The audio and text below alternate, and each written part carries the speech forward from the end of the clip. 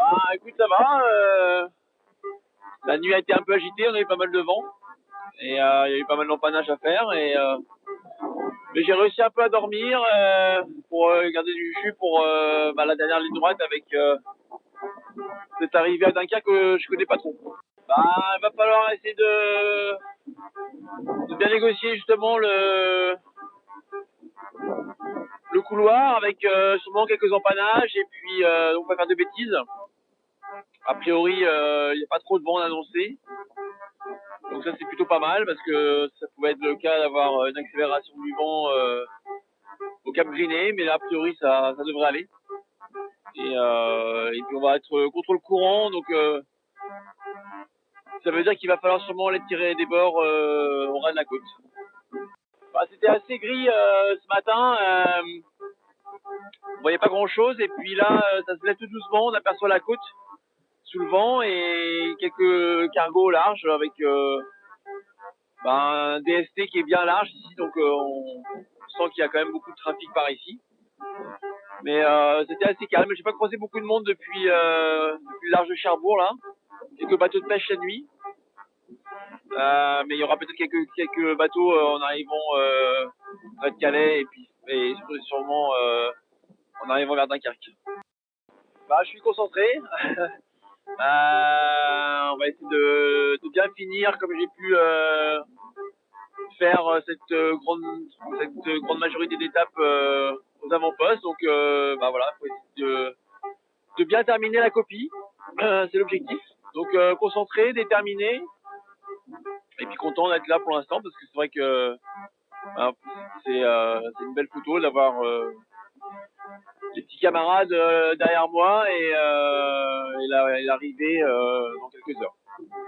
Bah écoute, on verra. Pour l'instant, tant que la ligne d'arrivée n'est pas franchie, tu connais l'adage, donc je vais rester prudent. Mais en tout cas, l'étape pour l'instant s'est bien déroulée. Je suis content de ce que j'ai fait avec des petites options et puis une bonne vitesse sous spi.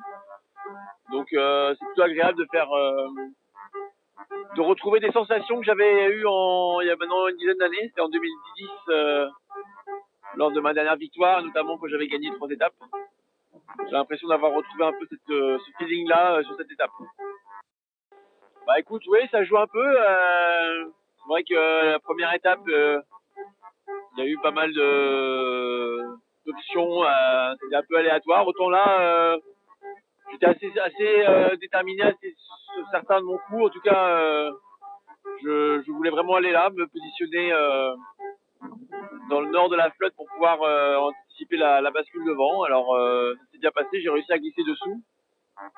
Et c'est vrai que ça m'a permis de croiser en tête et de passer Eddystone en première place. Et derrière, ça m'a permis aussi de pouvoir s'échapper un peu. J'ai l'impression que c'est parti un peu par devant après Starpoint. Et j'en ai profité pour mettre du charbon. J'ai beaucoup barré quand j'ai senti que ça commençait à partir par devant. Parce que je sais que ces mètres-là, ils peuvent compter double.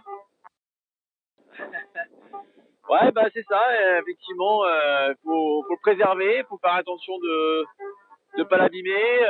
Les empannages sur ces bateaux-là sont pas toujours évidents parce qu'on a un speed 120 mètres carrés à faire passer d'un côté à l'autre, donc ça peut de temps en temps faire des tours. Mais ça s'est plutôt bien passé et puis il a l'air de bien marcher ce speed, je suis content. En tout cas en vitesse, ça avait l'air d'aller, donc j'espère que il y aura encore du portant dans les prochaines étapes.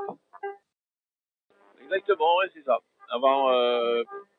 Être attentif à ce qui se passe devant, le trafic et quelques bateaux de pêche qui n'ont pas forcément l'AIS et puis le courant qui va être contraire pour finir là, en tout cas jusqu'à